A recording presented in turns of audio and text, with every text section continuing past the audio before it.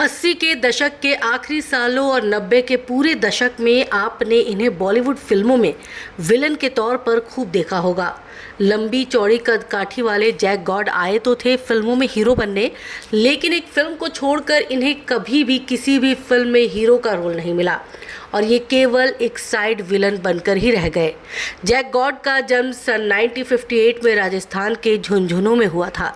बचपन से ही जैक को फिल्में देखने का बेहद शौक था। ये भी बड़े होकर हीरो बनना चाहते थे, लेकिन इनके घर में पढ़ाई लिखाई का माहौल था और इनके घर से ज़्यादातर लोग भारतीय सेना में थे। सो बचपन की ख्वाहिश को दिल में दबाकर ये पढ़ाई करने लगे और आखिरकार साल 1977 में इन्हें इंडियन नेवी में सेवा करने का मौका मिल गया।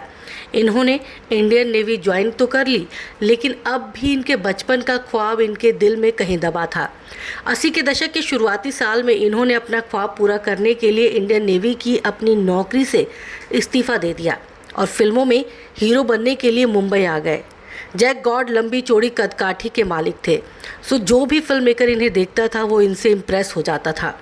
अपनी इसी पर्सनैलिटी के दम पर इन्हें साल 1984 में पहली दफ़ा एक फिल्म में काम करने का मौका मिला। ये फिल्म थी इंसाफ कौन करेगा। इस फिल्म में धर्मेंद्र और रजनीकांत लीड रोल में थे। वहीं प्राण और अमरीश पुरी जैसे धाकड़ कलाकार भी इस फिल्म में थे। जैक गॉड इस फिल्म में जागीरा यानी प्राण के गैंग के गुंडे बने थे। अपनी पहली ही फिल्म से जैक गॉड सिने प्रेमियों की नज़रों में चढ़ गए।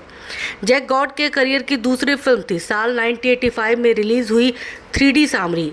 रामसे ब्रदर्स की ये फिल्म यूँ तो अनिरुद्ध अग्रवाल को सेंटर में रखकर बनाई गई थी, लेकिन भीषण के धीर गंभीर और वफादार सिपहसालार के किरदार में जैक गॉड भी दर्शकों की वाहवाही हासिल करने में कामयाब रहे। इस फिल्म में जैक गॉड के लुक्स की काफ़ी चर्चा हुई।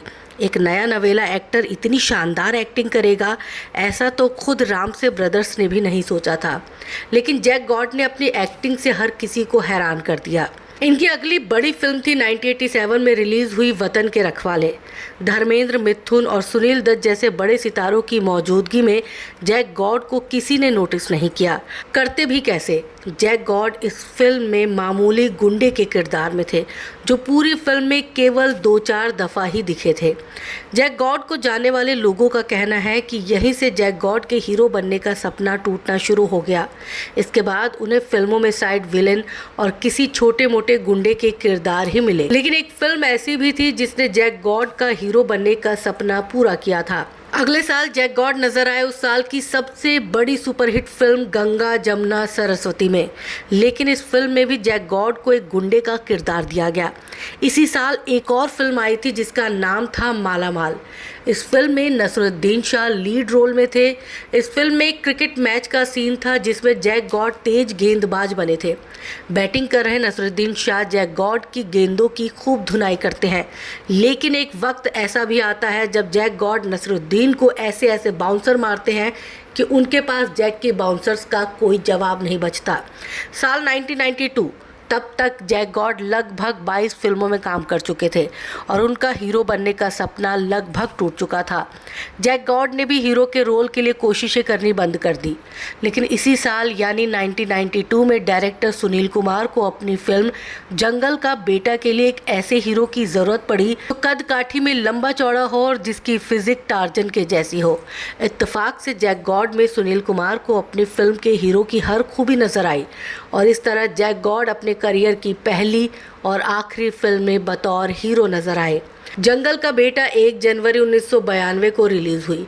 वैसे तो ये फिल्म ज़ोर शोर से रिलीज़ की गई थी, लेकिन कमज़ोर कहानी और लचर डायरेक्शन के चलते ये फिल्म दर्शकों को खास पसंद नहीं आई और इस तरह से जैक गॉड के हीरो बनने के ख्वाब पर पानी फिर गया। हालांकि एक्टिंग से जैक गॉड का लगाव खत्म नहीं हुआ, वो आगे भी फिल्मों में काम करते रहे। बहुत कम लोग ही ये जानते होंगे कि सुनील कुमार ने जैक गॉड के साथ बतौर हीरो एक और फिल्म में काम करने का ऐलान किया था। इस फिल्म का नाम था काली। हालांकि जंगल का बेटा के फ्लॉप होने के बाद इस फिल्म का कभी कोई जिक्र नहीं हुआ।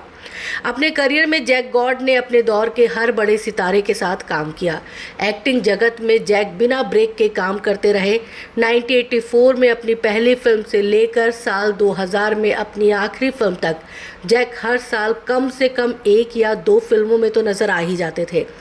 फिल्मों से मिले पैसों से जैक गॉड ने मुंबई में अपना खुद का घर बनाया और उसी शहर में ये अपने परिवार के साथ रहा करते थे। कहा जाता है कि साल 2000 के आसपास मुंबई शहर में इन्होंने करोड़ों रुपए की प्रॉपर्टी बना ली थी। 8 जून साल 2000 के दिन की बात है। दोपहर का समय था। जैक गॉड अपने घर में बैठे थे। इन्हें अचानक एक तेज दिल का दौरा पड़ा और इनकी मौत हो गई। जिस समय इनकी मौत हुई उस समय इनकी उम्र मात्र 41 साल थी।